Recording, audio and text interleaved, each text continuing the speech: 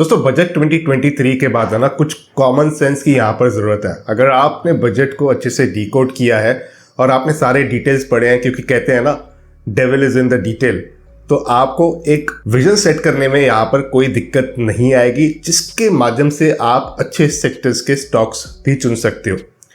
जितनी बजट की जानकारी मैंने हासिल की है और थोड़ी सी कॉमन सेंस को ऐड किया है, तो वहाँ पर मैंने खोजे हैं 5 ऐसे स्टॉक्स जिनको इन बजट से काफ़ी ज़्यादा फायदा भी मिल सकता है और आने वाले समय में रिटेल निवेशक लंबी अवधि के लिए जो निवेश करना चाहता है वो इनमें कहीं ना कहीं अपने निवेश की रणनीति बना सकता है और अच्छे पैसे भी बना सकता है। तो 5 स्टॉक्स की चर्चा मैं आज के इस इन्फॉर्मेटिव वीडियो में आपके साथ करने जा रहा हूँ।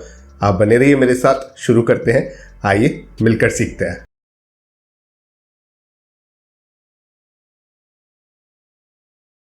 अब दोस्तों जो भी स्टॉक्स मैं आपके साथ डिस्कस करूंगा ना, इनके रेवेन्यू में काफ़ी अच्छी ईयर ऑन ईयर बेसिस पर हमने बढ़ोतरी भी देखी है।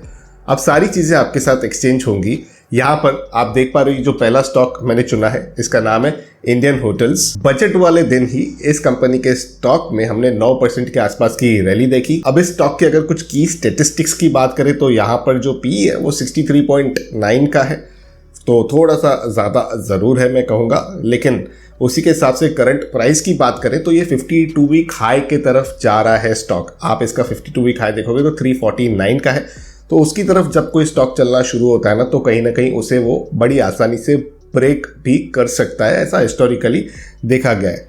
0.12% का डिविडेंड यील्ड है, तो कोई खास डिविडेंड यील्ड मुझे यहाँ पर स्टॉक में नहीं दिख रहा है। ₹1 की फेस वैल्यू है। डेप्ट टू इक्विटी रेशो ठीक ठाक है, 1 के अंदर है, तो मैं कहूँगा वो ठीक ठाक है। यहाँ पर पिछले 1 वर्ष के रिटर्न्स की बात करें तो 46% का है। दोस्तों ये जो सेक्टर है ना होटल्स वाला, ये नो ब्रेनर गेम है। यहाँ पर आप जब भी जाइए आपको ऑक्यूपेंसी देखने के लिए मिलती है, आपको हमेशा इनकी जो बुकिंग है वो फुल दिखती है। और यहाँ पर आजकल इतने ज़्यादा चैनल्स आ चुके हैं, ऑनलाइन वेबसाइट के माध्यम से, ऐप के माध्यम से होटल्स अपने जो डिस्काउंट्स हैं उसे एग्जीक्यूट करती रहती है, जिसके तहत इनको काफ़ी अच्छी ऑक्यूपेंसी रेट को मीट करने में काफ़ी हेल्प भी मिलती है। की हाइलाइट्स की बात करें दोस्तों, देखिए अब ये होटल्स के अंदर जो बिजनेस करती है, रिसोर्ट्स वगैरह मैनेज करती है, तो काफ़ी नाम आपने इस कंपनी का ऑलरेडी सुन रखा होगा। अब क्योंकि गवर्नमेंट ने ऑलरेडी कहा है कि वो टूरिज्म को बहुत ज़्यादा यहाँ पर प्रमोट करने जा रही है, और यहाँ पर कहीं ना कहीं गवर्नमेंट जो है पब्लिक और प्राइवेट पार्टनरशिप के तहत भी देख रही है इस चीज़ को, तो मुझे ऐसा लगता है कि गवर्नमेंट के इस इंडिकेशन से इस सेक्टर में बहुत अच्छी हलचल हो सकती है। और उसी के लिए मैंने इंडियन होटल्स चुना है, क्योंकि यहाँ पर अगर आप रेवेन्यू देखोगे तो चेंजेस हम देखते हैं, year on year percentage changes मैंने यहाँ पर मेंशन किए हैं। और यहीं पर आप देख पा रहे हो कि हर साल आपको बढ़ोतरी देखने के लिए मिल रही है। ईयर ऑन ईयर चेंजेस की बात करें तो परसेंटेज वाइज ये नंबर्स है, जिस वजह से इनकी रेवेन्यू में जो ये बढ़ोतरी हो रही है ईयर ऑन ईयर बेसिस पे, कहीं ना कहीं मुझे लग रहा है कि ये कंपनी आगे भी इसी तरीके से परफॉर्म कर सकती है और लंबी अवधि के निवेशक को पैसा बनाकर भी दे सकती है। और जैसे मैंने कहा पहले भी कि एक नो ब्रेनर एक्टिविटी, तो किसी से यहाँ पर ज्यादा आपको जांच पड़ताल करने की जरूरत नहीं पड़नी चाहिए ऐसी कंपनियों का चुनाव करने के लिए, क्योंकि अक्सर ये देखा गया है दोस्तों कि हम सबको एक बेटर फाइनेंशियल फ्यूचर की खोज होती है, जिसके लिए हम अक्सर कोई ना कोई ट्रस्टेड सोर्स ढूंढते रहते हैं, जिसके चलते हम अक्सर कोई एक फ्रेंड या कोई ग्रुप ढूंढते हैं जहां से हमें स्टॉक मार्केट की खबर मिलती रहे। बट हम सब जल्दबाजी में अक्सर रॉन्ग टाइम पे बाय या सेल कर देते हैं, और वो हमें कभी कभी महंगा भी पड़ सकता है। अब इन सब प्रॉब्लम्स का एक सॉल्यूशन आ गया है। एक प्लेटफॉर्म है जो आपको पोर्टफोलियो इन्वेस्टिंग के लिए हेल्प करता है।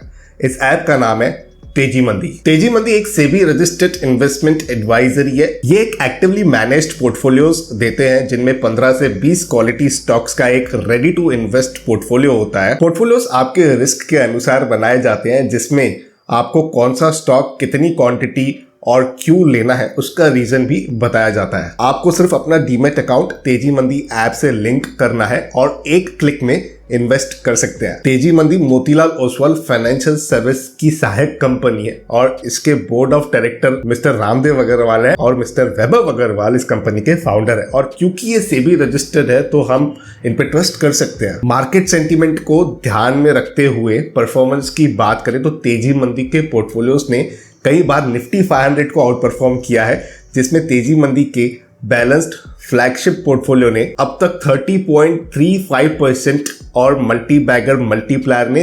34.61% का रिटर्न्स दिया है। ये टाइमली रीबैलेंस भी करते रहते हैं। रीबैलेंस के जरिए आप आपके पोर्टफोलियो को मार्केट के अनुसार अप टू डेट रखते हैं। ये आपको हर स्टॉक को पिक करने के और एग्जिट करने के रीजंस आपको बताते हैं। इनके फ्लैगशिप पोर्टफोलियो की मिनिमम इन्वेस्टमेंट लगभग 25,000 से स्टार्ट होती है। वहीं इसका सब्सक्रिप्शन फीस केवल 99 रुपीज पर मंथ है अगर आप 12 मंथ्स का प्लान लेते हो तो। और यह फ्लैट फी मॉडल है, यानी चाहे आप 25,000 रुपये का इन्वेस्टमेंट करें या 25 लाख रुपए का, इनकी फीस सेम रहेगी। आप तेजी मंदी ऐप के मल्टी बैगर पोर्टफोलियो एक्सप्लोर कर सकते हैं। आपके सहायता के लिए लिंक नीचे डिस्क्रिप्शन में ऐड कर दिया है, तो जरूर ट्राई करें और आपका एक्सपीरियंस कमेंट्स के माध्यम से जरूर शेयर करें। अब बढ़ते हैं दूसरे स्टॉक की तरफ। दोस्तों दूसरा जो स्टॉक मैंने चुना है यहाँ पर काफी फेमस कंपनी है लार्सन एंड टूब्रो। यहाँ पर की हाइलाइट्स की बात करें तो दोस्तों ये एक ऐसी एमएनसी कंपनी यानी कि मल्टीनेशनल कंपनी है जो इंजीनियरिंग, प्रोक्यूरमेंट और कंस्ट्रक्शन वाले इस बिजनेस वर्टिकल में कामकाज करती है। Infrastructure, hydrocarbon, power process industries और डिफेंस जैसे वर्टिकल्स में इस कंपनी का कंट्रीब्यूशन आपको देखने के लिए मिलता है। यहां तक कंपनी ने डोमेस्टिक और इंटरनेशनल मार्केट में आईटी और फाइनेंस सेक्टर के अंदर भी पकड़ बनाकर रखी है। अभी यहाँ पर बजट में ये क्लियरली कॉल आउट किया गया कि जो कैपिटल आउटले का अलोकेशन है वो काफी बढ़ाया गया है, तकरीबन 10 लाख करोड़ के आसपास का सेट किया गया है। और अगर मैं इसे 2019-20 के बजट के साथ कंपेयर करूं, ये लगभग 3 टाइम्स है दोस्तों। तो इस हिसाब से ना इस कंपनी के ऑर्डर और रेवेन्यू में हमें बहुत ही अच्छी विजिबिलिटी मिल जाती है। काफी अच्छा कन्विक्शन भी बैठ रहा है कि वो कहीं ना कहीं इस स्टेटमेंट के वजह से कंपनी के ऑर्डर और रेवेन्यू वाले स्टैटिस्टिक्स में काफी ज्यादा इंप्रूवमेंट भी हो सकती है। यहाँ पर अगर हम इसके की नंबर्स की बात करें तो एक लार्ज कैप कंपनी है, 3 लाख करोड़ से भी ज्यादा का यहाँ पर मार्केट कैपिटलाइजेशन है जिस समय मैं इस वीडियो को रिकॉर्ड कर रहा हूँ। ये भी तकरीबन अपने 52 वीक हाई की तरफ है, चलता हुआ घोड़ा है। 1% का डिविडेंड यील्ड रखता है इस कंपनी का स्टॉक।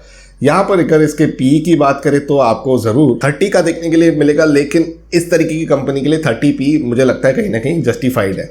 रेवेन्यू की बात करें तो year on year changes percentage आप देख पा रहे हो, हर साल मतलब ईयर ऑन ईयर बेसिस पे आप परसेंटेज में इनके रेवेन्यू में एक जंप ही देख सकते हो। हाँ, ये बात है कि कुछ क्वार्टर्स में आपको यहाँ पर सिंगल डिजिट का जंप देखने के लिए मिलता है, लेकिन इतनी बड़ी कंपनी के लिए सिंगल डिजिट का जंप भी एक बहुत ही बड़ा बेंचमार्क माना जाता है इंटरनेशनल लेवल पे। तो ये बात आप बिल्कुल भी भूलिएगा नहीं। अब चलते हैं हम तीसरी कंपनी की तरफ जो है आईटीसी। अब क्योंकि आईटीसी एक लार्जेस्ट सिगरेट मैन्युफैक्चरर कंपनी है दोस्तों, और आप जानते हो कि गवर्नमेंट ने एनसीसीडी की जो दरें हैं सिगरेट्स पर वो बढ़ा दी है, 16% कर दी है, जिस वजह से दिख रहा है कि सिगरेट की कीमतें जो है वो 1 से 3% तक लगभग बढ़ सकती है। आईटीसी क्या करेगा? इन बढ़ी हुई दरों को क्या खुद एब्जॉर्ब करेगा? ये पास करेगा ना कंज्यूमर्स को, जो अक्सर करता है, तो उसकी वजह से तो रेवेन्यू भी बढ़ सकती है। यहाँ पर आईटीसी के पहले रेवेन्यू की बात करते हैं तो year on year changes percentage आप देखोगे तो आपको यहाँ पर लगभग डबल डिजिट का हर क्वार्टर में जंप देखने के लिए मिलेगा, जो बहुत ही अच्छा जंप है। और अगर हम इनके की स्टेटिस्टिक्स की बात करें तो 4,48,000 करोड़ के आसपास का मार्केट कैपिटलाइजेशन है आईटीसी का। यहाँ पर पीई की बात करें तो 26 का है, जो बिल्कुल भी मैं ये नहीं कहूँगा कि महंगा है, बहुत रीजनेबल है।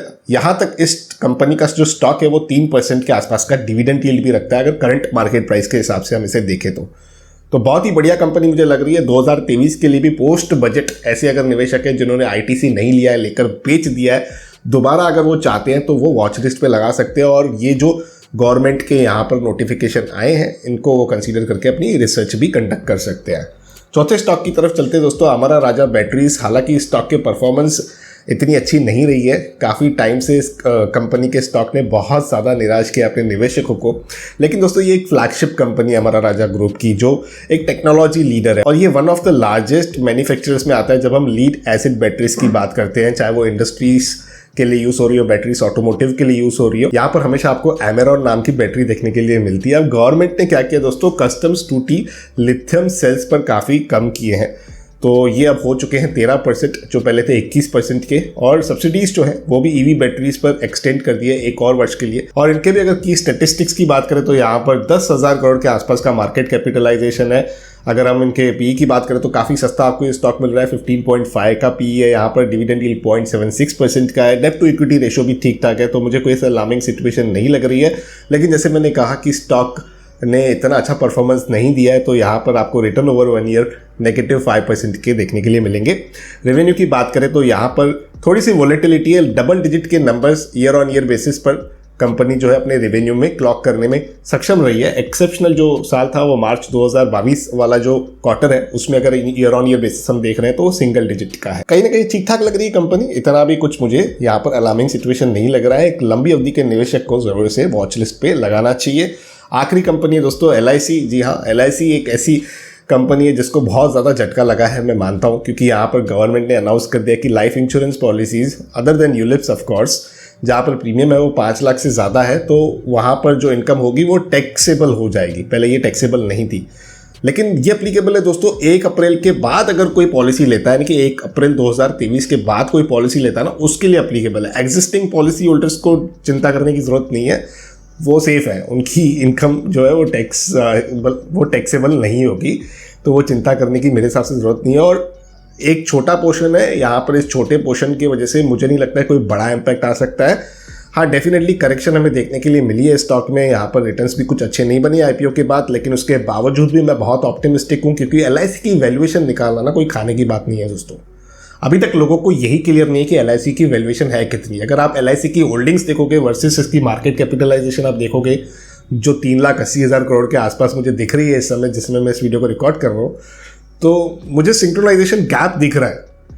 ये कहीं ना कहीं वैल्यू अनलॉक प्ले है दोस्तों, ऐसा मुझे लग रहा है। ऑफ कोर्स यहाँ पर रिटर्न्स जैसे मैंने कहा नहीं बने हैं अच्छे, और PE की बात करें तो अभी 20 के नीचे आ चुका है, जिसकी वजह से मुझे ये अट्रैक्टिव लग रहा है। 500 550 ये ऐसी रेंज है जहाँ पर एक्यूमुलेशन अगर किसी लंबी अवधि के निवेशक ने किया तो उसे डेफिनेटली यहाँ पर अच्छा पैसा बनते हुए दिख सकता है, लेकिन ड्यूरेशन थोड़ी देनी पड़ेगी इस स्टॉक को। यहाँ पर रेवेन्यू के नंबर्स ज़्यादा नहीं है, क्योंकि कंपनी का जो IPO है वो बहुत ही रिसेंटली आया था। उसके बावजूद भी हम देखें तो सिंगल डिजिट और डबल डिजिट के बीच में हुवर कर रहा है, लेकिन थोड़ा सा मैंने इसे 5th नंबर पे रखा हुआ है, तो इसे भी आप भी उसी तरीके से रैंकिंग के हिसाब से रखिएगा, जिस वजह से आपको कन्फ्यूजन ना हो कि यहाँ पर प्रायोरिटी नहीं है LIC शायद हो सकता है और अट्रैक्टिव दामों पर आपको मिले इसका जो स्टॉक है वो, लेकिन ये होनी चाहिए चीज़ पोर्टफोलियो में, ऐसा मुझे लग रहा है। बाकी देखिए, जो मुझे लग रहा है वो ज़रूरी नहीं आपको भी लगे। आपके भी जो अपने ओपिनियन है आप उसे नीचे कमेंट्स में लिखिए। इनमें से कौन सी कंपनी आपको पसंद आई है उसकी भी जानकारी आप दें। इसके अलावा भी कोई कंपनी आपको लगता है कि आपको पसंद है तो उसकी भी डिटेल्स आप ज़रूर नीचे कमेंट्स के माध्यम से शेयर कीजिए। और मैंने जो भी इन्फॉर्मेशन आपके साथ एक्सचेंज करी है दोस्तों, ये किसी भी तरीके की बाय या सेल की रिकमेंडेशन नहीं है, ये केवल एक मेरा अपना पर्सपेक्टिव है। आप भी अपनी रिसर्च कीजिए और अपने रजिस्टर्ड इन्वेस्टमेंट एडवाइज़र की सलाह से ही किसी भी निवेश का फैसला कीजिएगा। तो मैं आशा करता हूँ कि आपको ये वीडियो पसंद आया होगा। अगर आप सहमति रखते तो वीडियो को लाइक करें, ज़्यादा से ज़्यादा दोस्तों के साथ, रिश्तेदारों के साथ इस वीडियो को शेयर भी करें। तेजी मंदी ऐप को ट्राई करना बिल्कुल भी ना भूलेगा, उसकी जो लिंक है नीचे डिस्क्रिप्शन में मिल जाएगी। क्विक और इजी अपडेट्स के लिए हमारा टेलीग्राम ग्रुप है जो इसे ज्वाइन करना बिल्कुल भी फ्री है, उसकी भी लिंक आपको नीचे डिस्क्रिप्शन में ही मिल जाएगी। तो इसी के साथ करते हैं कंक्लूड आज के इस इन्फॉर्मेटिव वीडियो को। यहीं पर जल्द मिलते हैं किसी और इंटरेस्टिंग टॉपिक के साथ किसी और दूसरे वीडियो में, लेकिन तब तक अपने हेल्थ का और वेल्थ का जरूर अच्छे से ख्याल रखिएगा।